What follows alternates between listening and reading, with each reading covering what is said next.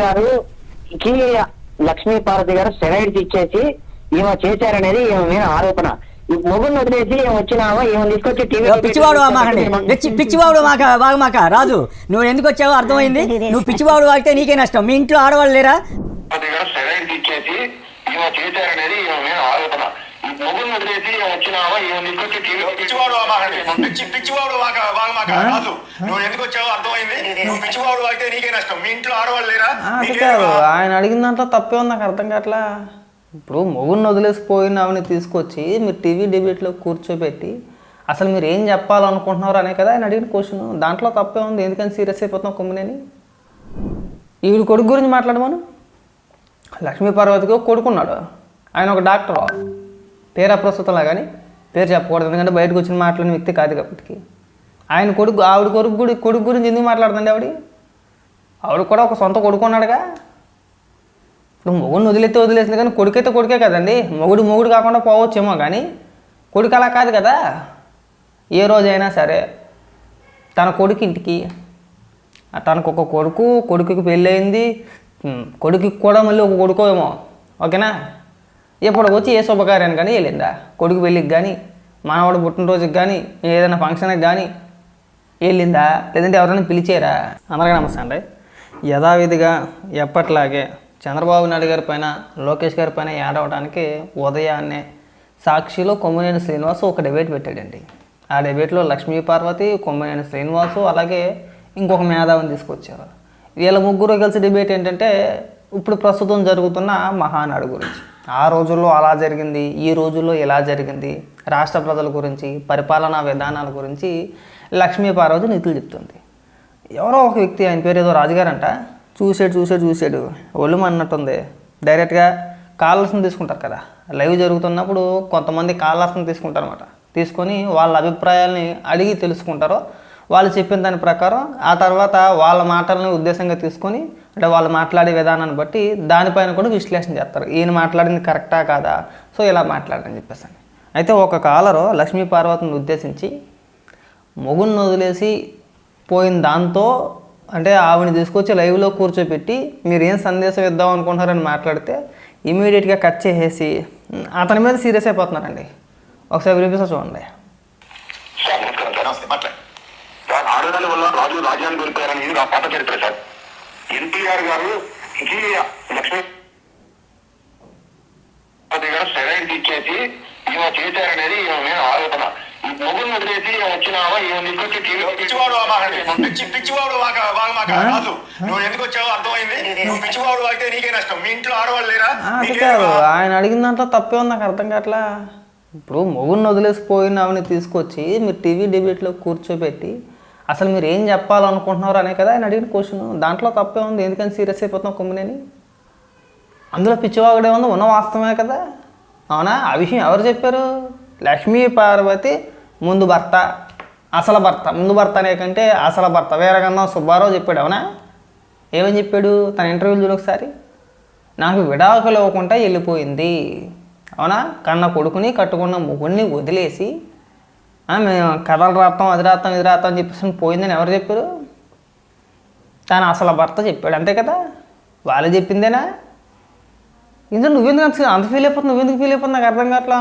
పిచ్చివాడు ఒక్కను మీళ్ళల్లో లేరా, ఎవరింట్లో ఎవడున్నా ఎవడ కట్టేస్తాను అక్కడ సంబంధాలు చేసినా.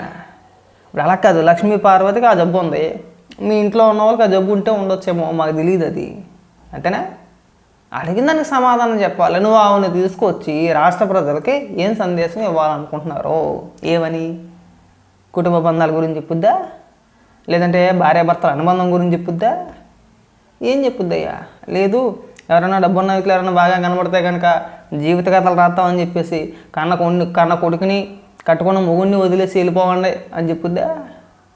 ఎందుకు? కేవలం రాజకీయంగా చంద్రబాబు నాయుడు గారిని విమర్శించడానికి, లోకేష్ గారిని విమర్శించడానికి తప్పితే లక్ష్మీ పార్వతి వల్ల మీకు కానీ, మీ పార్టీకి కానీ, లేదంటే రాష్ట్ర ప్రజలకు కానీ, ఏ రాష్ట్ర ప్రజలు పక్కన పెట్టినట్లు కానీ మీ పార్టీకి ఏదైనా ఉపయోగం ఉందా? కేవలం రాజకీయ విమర్శలు చేయడానికి తప్పితే లక్ష్మీ పార్వతాలు మీకు ఏమైనా ఉపయోగం ఉందంటాయా? లేదు, అంతేనా?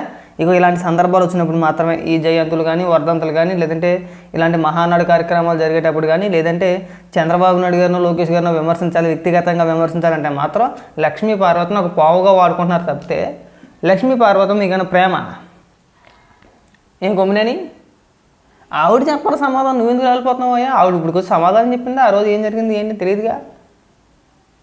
ప్రతిదానికి తీసుకొచ్చి ముందెట్టేస్తారండి. నిన్న మొన్నటిదాకా లక్ష్మీ పార్వతి ఏం మాట్లాడింది, ఎంత వల్గర్గా మాట్లాడింది అనేది మనం అందరం చూసిందే. వాడు వీడు వాడేదవా ఇలాగే మాట్లాడింది లక్ష్మీ పార్వతి. ఇవాళ మేము ఇంకా చాలా చక్కగా లక్ష్మీ పార్వతి అని ఏకవచనంతోనే పిలుస్తున్నాం. కానీ అధికారంలో ఉన్న లక్ష్మీ పార్వతి అలా మాట్లాడాలా? ఒకసారి మీ సాక్షిలో ఇంటర్వ్యూలు చూడు. మరి అలాంటి వ్యక్తిని అనుకుంటే ఎలా ఉంటారో. నేను ఫోన్ చేసిన వ్యక్తిని తప్పుపట్టనండి. అతను కరెక్ట్ క్వశ్చన్ అడిగాడు, అడగాల్సిన ప్రశ్నే అడిగాడు, అడగాల్సిన వాళ్ళనే అడిగాడు. డైరెక్ట్గా ఫోన్ చేసి లక్ష్మీ పార్వతిని అడిగాడు. దానికి సమాధానం చెప్పడం మనసు వెళ్ళి పిచ్చి పిచ్చి వాగడంతో వాగమ్మకు ఎందుకు ఈ కవరింగ్లు దేనికి ఉన్నదానికి సమాధానం చెప్తే కదా. అయినా అలాంటి వ్యక్తులను తీసుకొచ్చి నువ్వు డిబేట్ ఏంటంటే నాకు అర్థం కావట్లా. ఏం చెప్పాలనుకుంటున్నారు? అడిగిన దానికి సమాధానం చెప్పండి. ఉదయం అయితే తెలుగుదేశం పార్టీ పని ఏడిపా, పైగా బ్లాక్ మనీ గురించి లేదంటే ట్రస్టుల గురించి వాళ్ళ కుటుంబ సభ్యుల గురించి ఈవిడ మాట్లాడాలా? ఈవిడికి ఏం తెలుసు అని చెప్పేసి మాట్లాడొద్దయ్యా. ఈవిడ కొడుకు గురించి మాట్లాడమను. లక్ష్మీ పార్వతికి ఒక కొడుకున్నాడు, ఆయన ఒక డాక్టర్, పేరు అప్రస్తుతంలా కానీ పేరు చెప్పకూడదు ఎందుకంటే బయటకు వచ్చిన మాట్లాడిన వ్యక్తి కాదు కాబట్టి. ఆయన కొడుకు ఆవిడ కొడుకు గురించి ఎందుకు మాట్లాడుతుంది ఆవిడ కూడా ఒక సొంత కొడుకు ఉన్నాడుగా. ఇప్పుడు మొగుడిని వదిలేసింది కానీ కొడుకైతే కొడుకే కదండి. మొగుడు కాకుండా పోవచ్చేమో కానీ కొడుకు అలా కాదు కదా. ఏ రోజైనా సరే తన కొడుకు ఇంటికి తనకు ఒక కొడుకుకి పెళ్ళయింది, కొడుకుకి కూడా మళ్ళీ ఒక కొడుకో ఏమో ఓకేనా, ఎప్పటికి వచ్చి ఏ శుభకార్యానికి కానీ వెళ్ళిందా? కొడుకు పెళ్ళికి కానీ మనవాడు పుట్టినరోజుకి కానీ ఏదైనా ఫంక్షన్కి కానీ వెళ్ళిందా? లేదంటే ఎవరైనా పిలిచారా? పిలిచినట్టు ఏమైనా ఫోటోలు ఉన్నాయా? తన కుటుంబ సభ్యులే అంటే ఇటు సైడ్గా తన కుటుంబ సభ్యులు కన్న కొడుకు కావచ్చు లేదంటే లక్ష్మీ పార్వతి తల్లిదండ్రుల తరపున బంధువులు కావచ్చు, వాళ్ళే ఈవెన్ని ఏ ఫంక్షన్కి ఏ శుభకార్యానికి పిలవరు. ఈవెన్ని అర్థమైందా మీకు? ఎందుకంటే లక్ష్మీ పార్వతి సంగతి వాళ్ళకి తెలుసు కాబట్టి. అలాంటిది నువ్వు ఇక్కడ టీవీ డిబేట్లో కూర్చోబెట్టి జనాలందరికీ ఏమైనా ఉపదేశాలు ఇప్పిద్దామని చెప్పేసి నాకు అర్థం కావట్లా. ఇంకెవరు దొరకలేదా మీకు? ఇంకెవ్వరు దొరకండి. లక్ష్మీ పార్వతి ఒక్కరితో దొరుకుతుంది. ఇంకా వాళ్ళు ఫ్రీగా ఉంటుంది, ఖాళీగా ఉంటుంది కాబట్టి తీసుకొచ్చి కూర్చోబెడతారా? కూర్చోబెడితే ఏదో ఒక నోటుదోలు కొద్ది 4 మాటలు మాట్లాడుతుంది. ఆక్రోశం ఆపుకోలేదు లక్ష్మీ పార్వతి కూడా, ఏదో 4 మాటలు మాట్లాడేస్తుంది. తర్వాత మాలాంటి వాళ్ళ చేత అనిపించేసుకుంటుంది, 100 మాటలు కాసేస్తుంది. మళ్ళీ ఒక 4 రోజులు 2 నెలలు కనబడదు. మళ్ళీ ఆ తర్వాత ఏదైనా సందర్భం వచ్చినప్పుడు మళ్ళీ వీళ్ళే ప్లాన్ చేసి చక్కగా ప్లాన్ చేసుకొని చంద్రబాబు నాయుడు గారిని ఆ రోజు అలా జరిగింది, ఈ రోజు ఆ రోజు నువ్వు చేసిన వ్యవహారాలు చాలా ఉన్నాయి లక్ష్మీ పార్వతి. ఆ రోజు నువ్వేం తక్కువ దాన్ని ఏం కాదు. పార్టీ టికెట్లని, ఎమ్మెల్యే టికెట్లు, మంత్రి పదవులు అని చెప్పేసి వడ్డానాలకి, పాపిడి బిళ్ళలకి, శివులకి, కమ్మలకి, గిమ్మలకి అమ్మేసుకున్న వ్యక్తివి. నీ చరిత్ర కథలుగా చెప్తారు తెలంగాణలో. అర్థమైందా? ఆ సొమ్ము ఎవరికి ఇచ్చావో కూడా తెలుసు, నీకు ఎవరు హ్యాండ్ ఇచ్చారో తెలుసు. ఆ హ్యాండ్ ఇచ్చిన యొక్క కుమారుడు ప్రస్తుతం వైసీపీలోనే ఉన్నాడు.